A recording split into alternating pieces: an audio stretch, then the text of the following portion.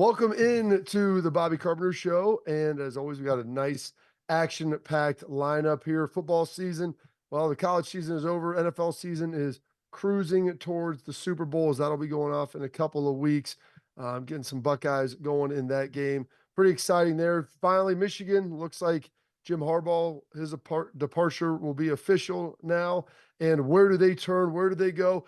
I'm going to be joined here for the next couple months by my man Joshua Perry. Excited to have him on. He filled in for Schlegs, and Schlegs taking on a little bit of a different role, so he's going to be in and out. But he will be joining us today on the program. We have our tailgate talk, questions from the fans, which as always are one of our favorite things. You guys always want to know what's going on with the team, and I love to get the perspective of the things that you like to look at. So we want to get those answered for you. But want to start off with Joshua. Jim Harbaugh, it's official now. He will no longer be the coach of the Michigan Wolverines. He will be the coach of the Los Angeles Chargers. When you see this, I mean, did it seem inevitable to you when you saw it come down? Oh man, I feel like for Jim Harbaugh, there was always a lot of pull to go back to the NFL. He had even mentioned that he had the Super Bowl itch. I think he's chasing a world championship at the professional level. And so from that standpoint, it made a lot of sense. But when you start really looking at all of the factors that were in there, and especially the way that this thing kind of ended, I don't know if this had to be the route that Jim Harbaugh took. Michigan certainly felt like wanted him back. And we know on that last day, they put the contract offer, said, we'll make you the highest paid coach in college football. We'll put the escalators in there so you can maintain that status. We're going to give you some of the immunity that you're looking for, a 3-person arbitration panel, just in case you do run into some issues. So you can't get fired by one person. Go ahead. I want to ask, because that's something that I think digging into it, you mentioned the immunity piece, the immunity clause, like, and just trying to understand that. I mean, you talk about this all the time. Obviously, we're, being at NBC and everything that goes on there with the Big Ten, the immunity clause. So this was for things in the past, things in the future. And then where was the idea that this tribunal, this is the first time that I've heard of that as far as rendering any punishment? Yeah, so the immunity clause, I think, was very specific in terms of NCAA punishment relating to the 2 investigations that are ongoing right now. And I think he just wanted to feel like he was really being backed by his university. Is one of the things he always talked about. I want to feel like I'm in a place where I'm appreciated and supported and they've got my back. I think from an athletic department standpoint, it's really hard to throw out immunity because you got to protect your own interests. But you can make an argument that Jim Harbaugh being the head coach of Michigan might have been their best interest, regardless of whether he was serving a suspension or not. Now, this 3-person panel, you talk to some of the Michigan media people, and they try to make it sound like this isn't the most, outlandish thing that they've ever heard of. And typically when they render punishment, it is something that has to go through multiple levels of people. The way that I see this, and I might be speaking out of turn, but it's the way that I see it, is there was a relationship between Jim Harbaugh and the athletic director for Michigan, Ward Manuel. They were college teammates, mind you, that had deteriorated to a point where Jim Harbaugh's like, that man is not going to be 100% in charge of my future. If you remember the reporting that was going on during the football season, they said that these two were communicating through intermediaries. And I don't know if you have ever heard of that when it comes to a head coach and an athletic director. It's wild to think that Ryan Day would approach Gene Smith through his guy, and Gene Smith sends a response through his guy. And that was what was being reported was going on in Ann Arbor. And so I do think that part of the reason why this ended the way that it did was because there was a level of tension between administration and Jim Harbaugh, and one person specifically in that administration where he said, I don't know if I want to do this anymore, and I've got this dream I want to achieve in the NFL. It might just be the best possible outcome for me. They always say, Joshua, my people talk, your people talk to my people. And maybe that's the big Hollywood thing. He's out there in California wanting to get back to it. Because reach out to me, and I'm not going to actually talk to you. And I always forget the piece, and I'm glad that you brought this up, that Ward Manuel, like, he's just not some guy that they brought in. Like, he's a Michigan man as well. He's one of their own. And I forgot that him and Harbaugh were teammates. Like, that to me is like the most peculiar part about all this is I knew about the frostiness of the relationship, but I can't imagine a guy who played with, you both played under Bo, you kind of have a shared vision. You should be fairly equally invested given like your ties to university. It just is utterly befuddling to me that all this stuff that was reported that really got to that point. It'd be like Cardale Jones being the head coach of Ohio State, and I'm the athletic director, and we don't talk to each other directly. That's crazy to think about. When you say it like that, I'd forgotten that they were teammates. And that to me, like you said, it just, you would think that they would have a shared common vision. I knew that the president, he was involved in some of this, Yes. but it seemed though, Joshua, to me, like Jim really wanted to be in the NFL more than Michigan. Mhm. And the fact that he was able to deliver that national championship, I wouldn't say gave him the out, but hey, I beat Ohio State 3 years in a row. I kind of Right. tied the tourniquet off on the hemorrhaging that was going on. We got us in the right direction. And I've served, I want to say like time served, but it seems almost like I came here, I got this thing turned around in the right direction, be thankful for that, and now I'm on my merry way. Yeah, I think all of that factors in. Like, I think part of his goal when he came to Michigan was to return the program back to national prominence and to a place where he envisioned the program should be. I also remember his introductory press conference where he said that he has built cathedrals in his career, and he wanted to build a cathedral in Ann Arbor that could be a permanent home. And so this idea that he didn't have a desire to be in Ann Arbor for the long run, I think is a little bit faulty. And I mean, I think part of it, you go back to the COVID year and they asked him to take a pay cut, and whether you felt like that was right or wrong. We all know how ego is involved in some of these things. Yep. Probably felt like they were dragging their feet on doing an extension in the first place. We heard back in October, before Stallions was even a guy anybody was talking about, that they were in contract negotiations, and he went out of his way to talk about it in season. And he'll tell you that he's a one-track minded guy. Why is he talking about a contract? Because he probably felt disrespected about the timing that was going on. I think this is desire to be back in the NFL, absolutely. But it's bigger than that when it comes down to the decision that he made. It's one thing. I went back and I read that quote, and there's the famous line. Someone told me this, like, if you let people talk long enough, they'll generally tell you what they're thinking. If you just literally open it up. But so oftentimes people now are just waiting for someone to get done so they can speak. And with Jim Harbaugh, what you said is wholly accurate. He talked about building these great cathedrals, and he's a builder by nature, wanted to build something permanent at Michigan, but also embedded in the middle of that, he talked about his desire to always see a new patch of land and Right. always want to try to build again. And you felt like there was maybe that little itch there that he was telling you was always going to be there. Yes, I want to build something great at Michigan. I want to do some awesome stuff. But in that same sense, really can't change exactly what I am DNA wise and genetically and what I want to do. And he's a guy that runs a little hot. And I think he's going to do a great job with the Chargers, but he almost seems a little Bill Parcells where he comes in, he can do a great job, rubs a lot of people the wrong way, maybe has a shelf life, but he'll have it where you need it to be. But then at some point, you probably have to turn it over to someone else. That person looks like it's going to be Sherrone Moore. We're going to get into that because there's a lot more that we got to dive into with that. But we're going to take a quick break because up next, the guy that's usually on here with me, our guy Anthony Schlegel, going to join us, talk a little bit of some winter conditioning, Ohio State wrestling, what he sees needs to happen, all these different things. Played with me. He coached JP. It's going to be a lot of stuff in here that you're going to want to hear. We're getting to that next here on the Bobby Carpenter Show.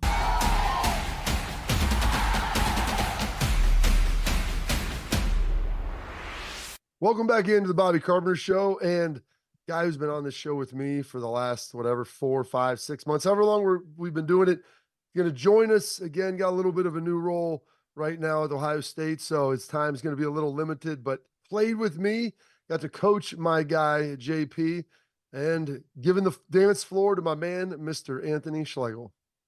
No, hey, I mean, honestly, we're in the middle of winter conditioning, and I was,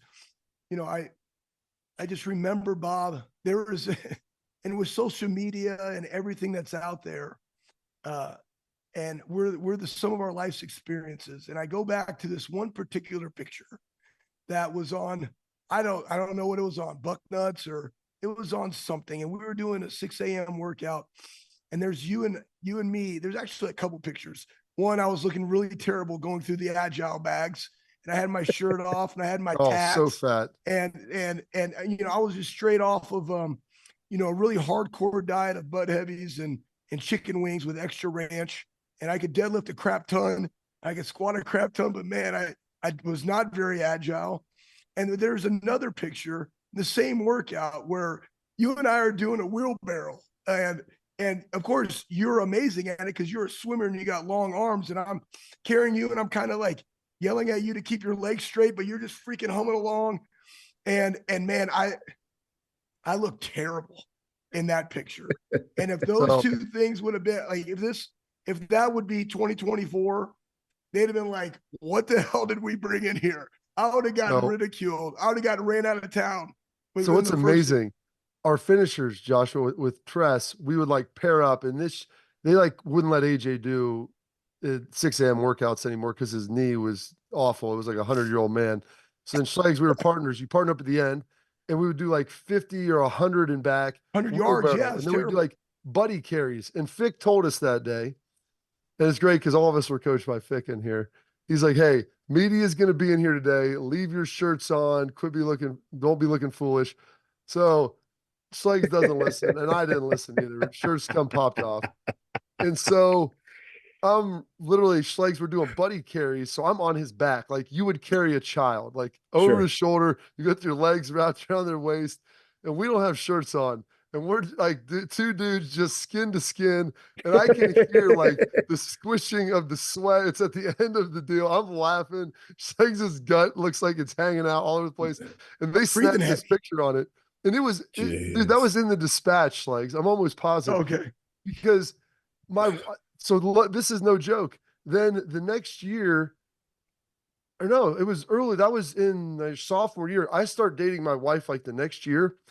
That picture is on their fridge, and they had put like her and one of her roommates' friends over top of our faces. It was her and her friend carrying each other. I'm like, I walk in there, I'm like, you got to be kidding me. And she's like, what? And she hadn't seen it in so long that she didn't even realize it was me. And then Right. meeting this guy over there, it was unreal. It was a terrible looking picture. And I'm gonna be honest with you, that's the last time that I've ever had a dude's skin just like pressed against my chest because it was the I most don't believe awkward you. thing in the Don't world. He believe was you. so sweaty too. We can Oh, replicate man. that. Now we look way better though, at least, you know? That is hilarious. Schlegs, you remember my freshman year? Oh, bro, I trust me. I vividly remember your freshman. I do too. I and cannot I'm forget too, it. that's why I love you so much. Like, Yeah.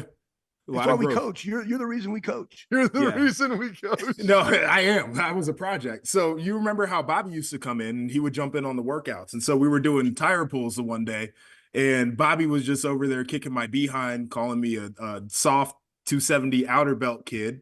And I remember it was great because Schlegs, as tough as he was a guy you could go to after the workout, and he would just tell you the truth about everything that's going on. Keep your head down, keep working, and don't listen to Bobby because he's crazy.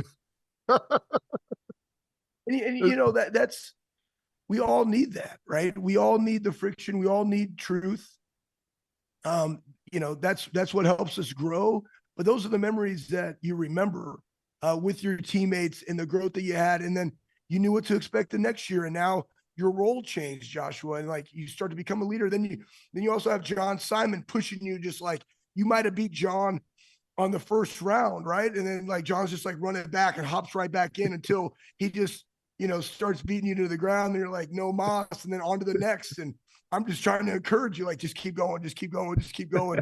And then all of a sudden now it's your senior year, and now you're doing that, right? That's the maturity. And you know, the beautiful thing is I see, right, from where you came from when you came as a freshman, and then to when you graduated. And we always believe that you can train toughness, but you had to make the choice to be tough.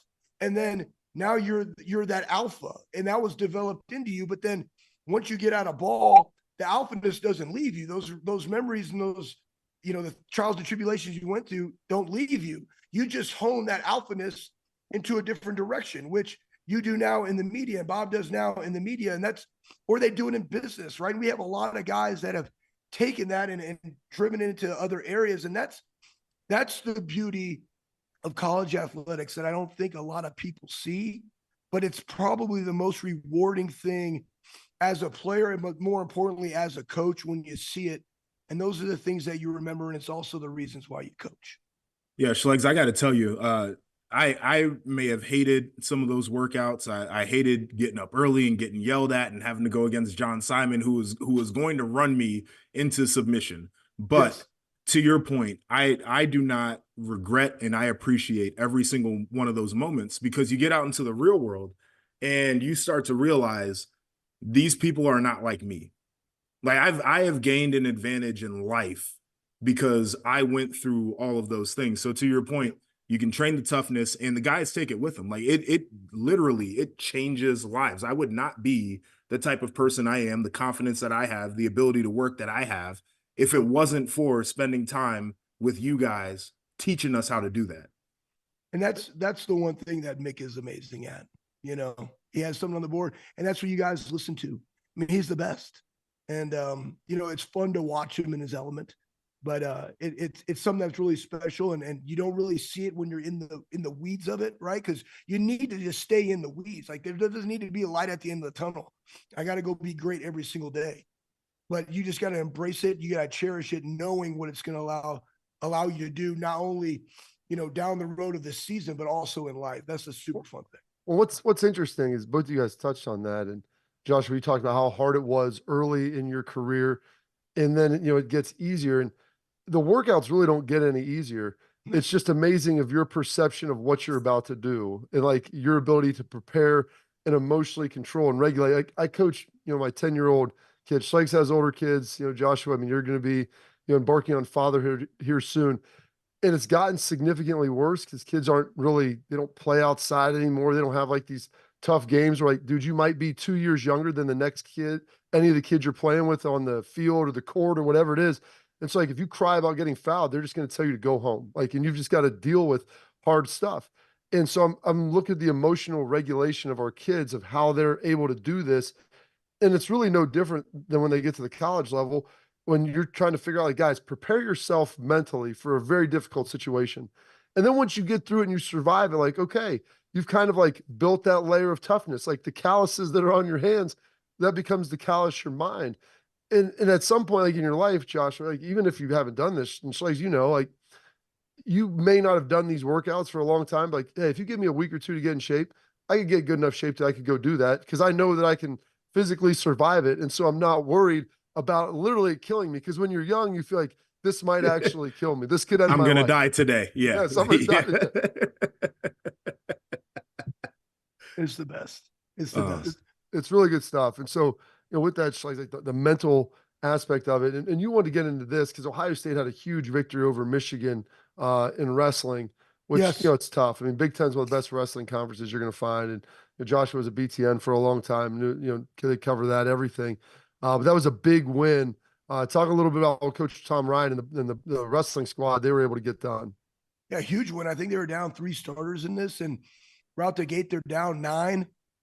And then they kind of came back, and then they're down 10. And, huge win by, man, Rogotetsky. I want to say that's his name, but he had a win over number 14 Bullock that really brought the match back into reach. It was 19-14 Michigan. And then, who was it? Let's see. Feldman had a great performance, beat Lucas Davidson, who's number 4 in the country, beat him 5-4. Buckeyes end up winning 2019. And it's the first time they've beaten Michigan, that team up north, in Columbus since 2012. So that's huge. Right now, they're 17th in the nation. Michigan's 11th, but what a great win in a packed house. And you can really see Tom Ryan's reach here in Columbus, Ohio, and in the state of Ohio for wrestling. He does a phenomenal job, and just tip of the cap to the Buckeyes getting her done at the Cavelli. Absolutely. Well, Schlegs, we appreciate some time today. I know you got to go get back training, get that flannel on, get some Carhartt on, and go do some Carhartt things. Up next, Joshua and I, we're going to get in a little bit more of this Sherrone Moore hiring, what that means for Michigan, what it means for Ryan Day, and how this can impact the rivalry moving forward. We got that coming up here next, right here on the Bobby Carpenter Show.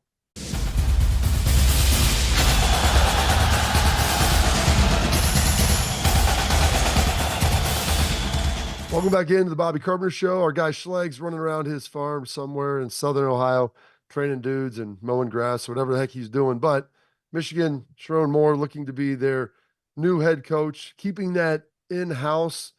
Joshua, you watched Ohio State do that with Ryan Day, and everybody said that was, the greatest decision early on. And now some people are saying, well, now it wasn't as good a decision. You couldn't have a national search. And it's interesting now because it's a very similar situation with Sherrone Moore, who coached a couple games for Jim Harbaugh, just like Ryan Day did for Urban Meyer. And he looks to be taking over. And he did a great job in-game coaching. But as you know, that's part of it. Running a program on a day-to-day basis is a much bigger task. And so this will be his first head coaching job, if I'm not mistaken. And, kind of your thoughts on where you think this is going.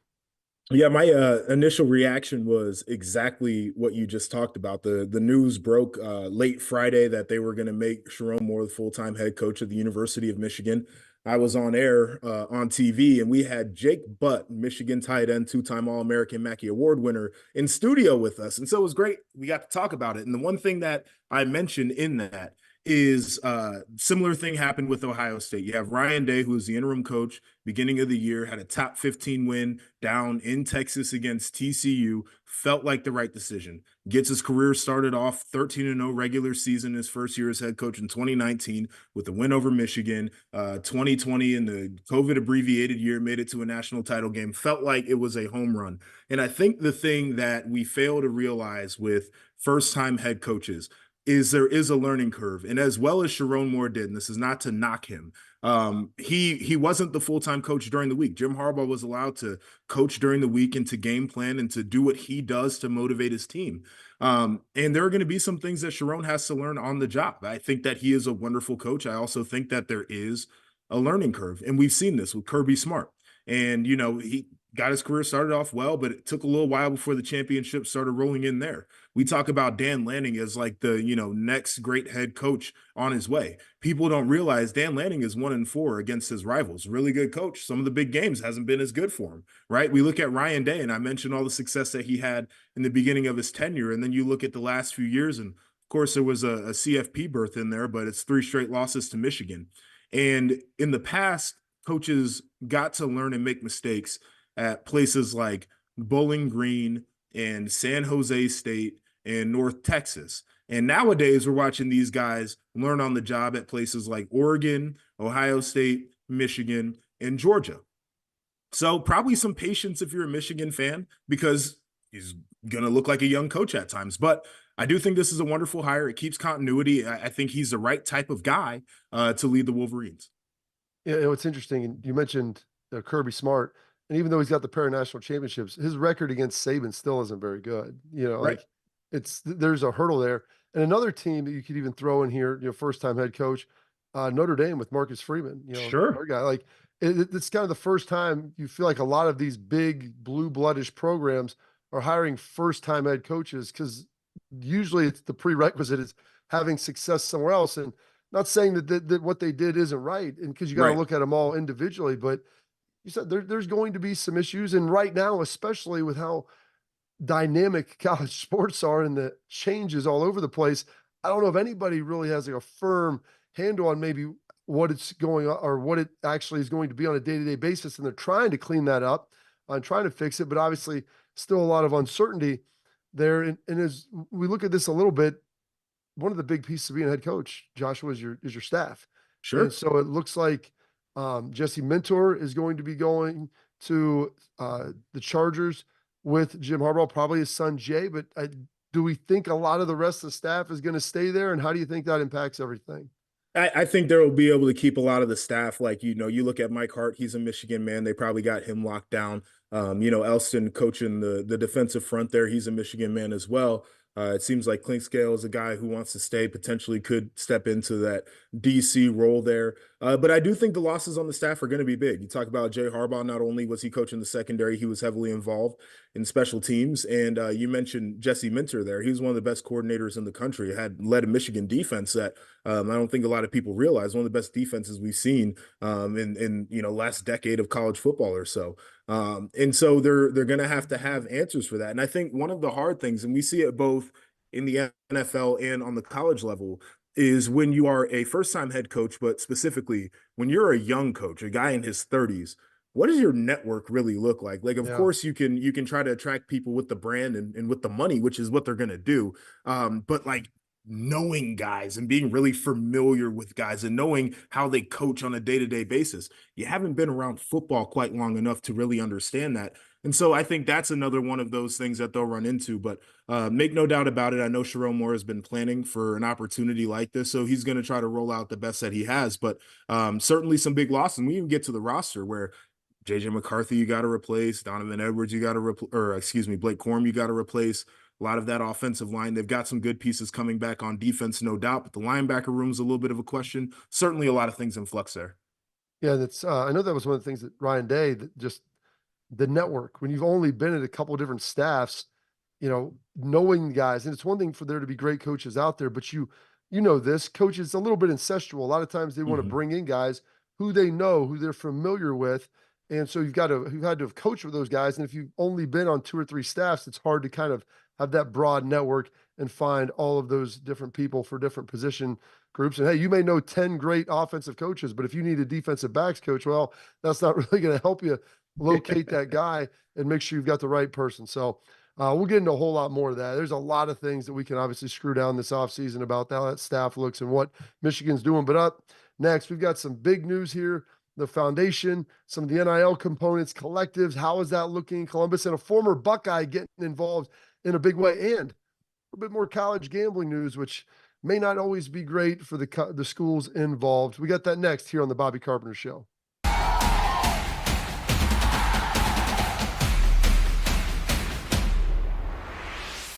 All right, welcome back into the Bobby Carpenter Show, and some good news here for Ohio State. Signed a big class out of high school, big portal class, retained a lot of players with that. There's going to be NIL expectations and NIL bills that need to be paid. The foundation, one of the collectives, made a note that fans had donated over $500,000 to the foundation.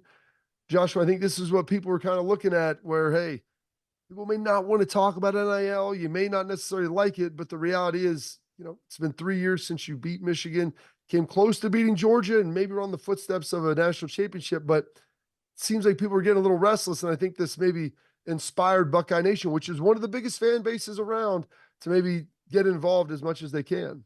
Yeah, and I think the foundation said that they were going to match the contributions that they got there. So, $1 million raised is a hell of a deal. I know 1870's been putting in the work there too.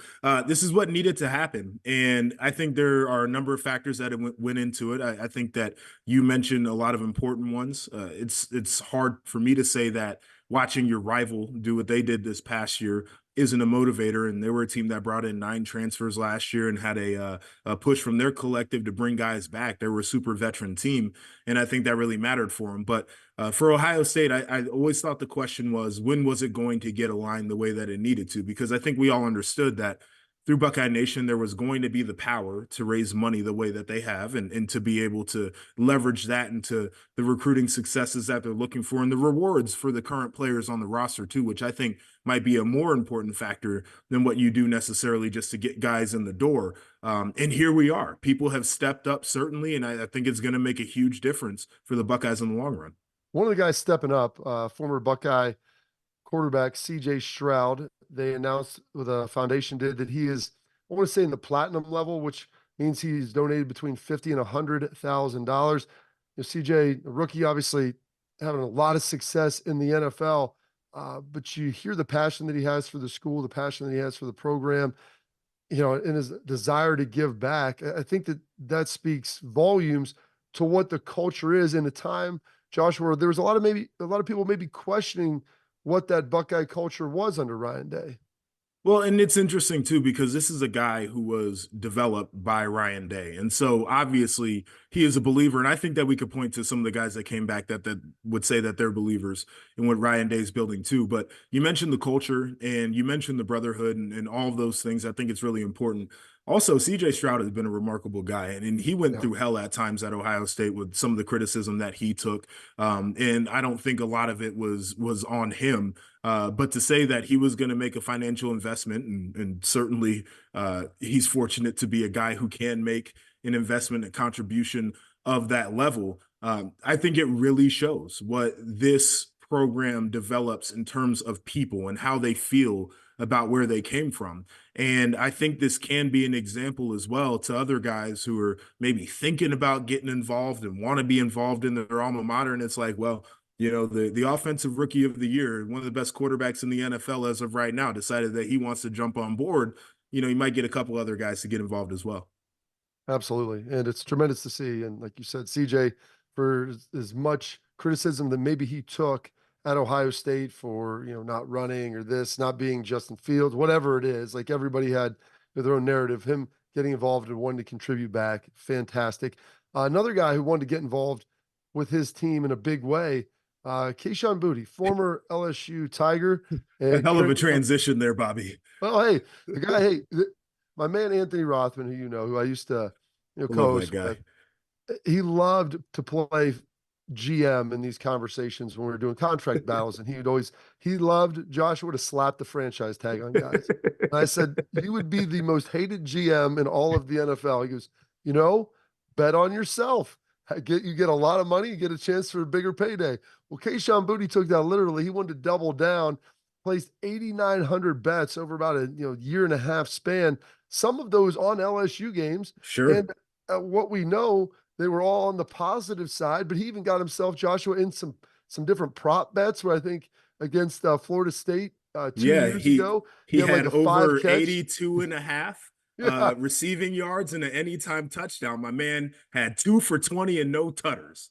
And they showed the video of him like late in the game walking on the field with tears in his eyes. I'm like, hey, people want to say that it doesn't mean a lot to these guys. I mean, he's going all in, Joshua, on trying to make sure it matters. I don't think we should be laughing about this, Bobby. Well, I mean, I talked to my guy Jacob Hester about it, and he's like, you know what? At least he's betting on himself to win. There was no accusations of throwing games, but it's a serious deal. We laugh at it, but the reality is now with the geofencing and their ability to control IP addresses, and the fact that I think his 2 screen names included his actual name, if I'm not mistaken, they're going to find out if you're doing this or not. Unfortunate for him. The number 8,900 in terms of the amount of wagers that he made, this is problematic. And I know that sometimes when you hear the betting ads, people kind of roll their eyes when they do the 1-800-GAMBLER thing. And it's like, this is a real issue. And I think when you're a player who is willing to jeopardize their career and put a lot of money up to make these bets, it's a little bit crazy to watch. So hopefully he finds the help that he needs here, because this is wild. I did not think that we were going to see something of this magnitude, but here we are. Yeah, it's one thing, you see guys play some bets here, there, tens, maybe 50, 100, but I mean, 8,900, it's a lot. And so this is also, I mean, we're talking about federal crimes and everything else. So my man put $132,000 in his account. Yeah, it's a lot. We're talking about big numbers, and he's definitely going hard or going home. And he's going to be dealing with a lot of things, and hopefully he gets this stuff under control, and he's obviously going to get in some trouble with some of the criminal charges that are obviously going to follow this as well. So hopefully this is contained and we see less and less of this moving forward. But up next, we've got Tailgate Talk, where we answer your questions that are thrown out here. There's some good ones, and those will all be next right here on the Bobby Carpenter Show.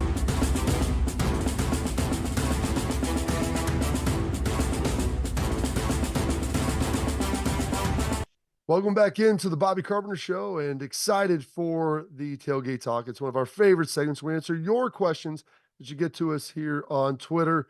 It's fantastic, as we love to really get to know what you're thinking, find a way to answer all of the pressing thoughts and concerns you may have about Buckeye football and college football in general. And Josh, I want to throw the first question out here, coming to us from Kevin White. And the guy we had on earlier, guy who hosts this show with me a lot, Mr. Anthony Schlegel. It's about him. It's what is Schleg's number one priority moving forward in this role. And so he's going to be working with the strength program with the team here this offseason through winter conditioning and spring ball, most likely. And when you see that, you were a guy who was coached by him in that same role. What does he bring to the table, and what would you like to see happen? He's a great guy, and I think you and I both know that. Like, background in wrestling, he's a dude who wants to get down and dirty. I had watched him get involved in some of these workouts, like, showing guys how it's done. So I think that is something that he brings. He knows how to be combative as well, and I think that is a skill where you can push guys and back them into a corner and really see how they want to fight. And so I love that aspect of him. But I mentioned this a little bit earlier when talking to, we were talking to Schlegs, but he is a lover at heart, right? Like, he's a guy who is about brotherhood, and he's a guy who has Christian values, and so he really exudes love. And I think when you're trying to coach people and be real with people and be hard on people, it's much easier to do that when that person knows that you love them. And so Schlegs is going to be able to go there with guys in a way that he can connect quickly. And I think it's awesome. And he's somebody who came up through this program. He gave back to this program before. And so it's a great fit as a stopgap type of option. I'm super excited for him. Yeah, I think it's great. And, people have talked about, the toughness element of that. And what you said, I mean, Schlegs is about as tough a coach as you're going to have, but he's the guy with the biggest heart. He can be both combative and caring, like in the same session that you're together. And it's awesome to see him challenge some of these guys. Because part of it, you got to be a physically imposing dude. And Schlegs isn't afraid. He literally isn't afraid of anyone, which is key. But then at the same point, he'll put his arm around you afterwards, like, hey, this is what you need to do to get better. Let me help you do these things. And it's such a big piece. Watching him work with you, is fantastic, and how he's shaped and molded you, and how he can do that to a lot of guys. I think it will be massive, for him being back involved with the program, and just, and part of it too, Joshua, and we'll just throw this out. When you play at Ohio State and you have that connection to the program, I think there is a little bit of an element that allows you to connect to those players, knowing that you've been in that role before. You tell them I sat in this room. I understand the slings and the arrows and the criticisms, and I also understand when people say that they love you and when you're on top, but it's never real. And to hear that from somebody who literally sat in the same rooms that you sit in, I think holds a ton of value. He can give the real perspective about being a guy who played in the program, and it resonates with all the guys around him. It's fantastic. One of the other questions coming in here, we start talking about, the numbers that were floated out, and when it comes to NIL, and this is also coming from Kevin, it's a pretty good question too. Ryan Day had alluded, I think maybe last year, telling people it's about $13 million to maintain or retain, the roster. You look at what they were able to do with a lot of guys coming back, obviously did well in high school recruiting, getting a quarterback in the transfer portal, two quarterbacks, actually, the freshman and a senior, Howard and Sayin. You bring in, an unbelievable running back in there as well. You bring in some offensive linemen, like just a lot of players. And then, I saw float out, maybe $10 million. I think that it could be probably even maybe more than that 13 number if you start doing some hard math. And the question was, do you think that's an all-in number? Is this a yearly figure when you start looking at some of these things? I can tell you from what I know, and I know you've probably had conversations as well, is some of the guys that you got to bring in are going to come at a high price tag, and somewhere in 7-figure range. And it seems kind of wild when I consider what my professional career looked like. Never made that much money in a singular year. Neither here nor there. I'm doing fine, people. But you also look at the rest of the roster, and you've got guys that are 25,000 guys, and that's what they're going to make, and that's all they're going to get. And so I think that there is a top end in college football that will command a 7-figure type of number. When you're at Ohio State, you may have more of those top ends and some of the other programs around. The thing that I do know is you also hear coaches like Kyle Whittingham at Utah saying that $7 million gets him a championship in the Big 12. So this is not a unique thing of coaches saying the dollar figure that they need for their program to be successful. Winning a Big 12 championship, certainly different than Ohio State trying to win the Big 10 and go on a run and win a national title. It might cost a little bit more money to do that, but with some of the returners that they had, certainly those guys come at a price, and some of the guys they pursued in the portal, they're gonna, when they get on campus, ask for a little bit of money. But I look at the bulk of the roster, and you're probably looking at anywhere between 25K, 50K up to 100K, but not a ton of guys that are, in the $500,000 and up club. It's a private club that many cannot get into. It is. It's a club that I'd like to have gotten into, Joshua. It sounds pretty Me good. too. For those guys, you start, like you say, you mentioned some of these guys and what you made in the NFL. I think league minimum now for rookies is 700 grand, which is pretty good, but pretty damn good. these I guys are didn't getting get it. that now. Play another year of college football. So kudos to them. Try not to hate on it. Last question here coming from Mitchell. What do you think the most important thing Bill O'Brien will bring to this Buckeye offense from his NFL experience? And I'll even heck say, from his time at Bama and Penn State prior as well. If you know about Bill O'Brien, one thing that you know about him is he's going to say it how it is. He is going to deliver the message the way that he needs to deliver it for it to be felt.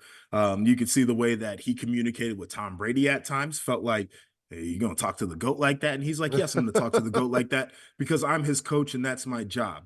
To willingly work for two guys, and Bill Belichick and Nick Saban, you got to have tough skin and you probably got to be willing to get into it in the coaches meetings. That's something that he's going to bring, but also a really good offensive mind, a good developer. So things I think he brings, number one, he's going to challenge. And I think that's important to have in the program.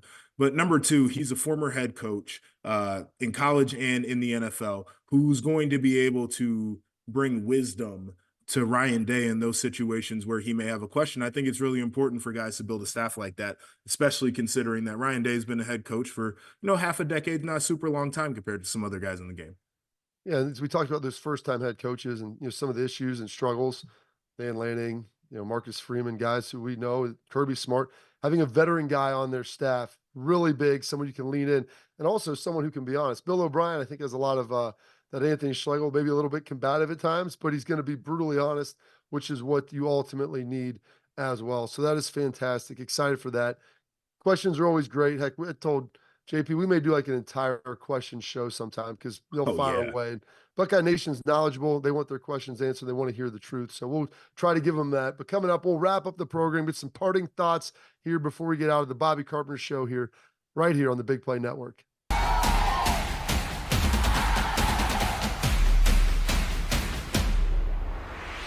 Welcome back in. Final segment here of the program. Next week, we're going to have Joshua back. We've got some ESPN way too early rankings that we haven't had time to get into. There's been so much Buckeye news, and we can keep talking about the structure of the team, who's going to be potential, impact players this year, how this defense could potentially look as well. But it's nice, Josh, we get a chance to sit there and talk to our boy Schlegs, and you get to cruise down nostalgia lane with him about his fortification for you as a man. Yeah, I feel like you were a part of that process too. I told the story about the tire pulls. Bobby made it his life's work my freshman year to come in as many times as possible and to tell me that I was a soft suburban kid and I needed to toughen up if I was going to be a real linebacker at The Ohio State University. I appreciate the both of you guys. Well, thank you. And there's one thing I always say, like your legacy when you leave isn't necessarily what you did on the field. I go, what does the room look like when you depart? Like, were you able to build something, a togetherness, and you were there with Raekwon, like build something in that room that's special? Ohio State, like especially the linebacker room, there's a lot of that. And heck, we can talk at length about this, but it was, conversation I was having with some, the veteran wideouts, like, hey, you guys have done this. You don't want to let this thing fall apart. And so it's big. And I was proud to see the way you guys were able to get that done. So super pumped to have you with us here, Joshua, for a while and get you dropping in. We'll have Schlegs kind of popped in throughout and smattered around. So he's doing a lot of stuff and helping to maybe train some of those young guys. So thank you again, Joshua. Thank you for tuning into this edition of the Bobby Carpenter Show right here on the Big Play Network.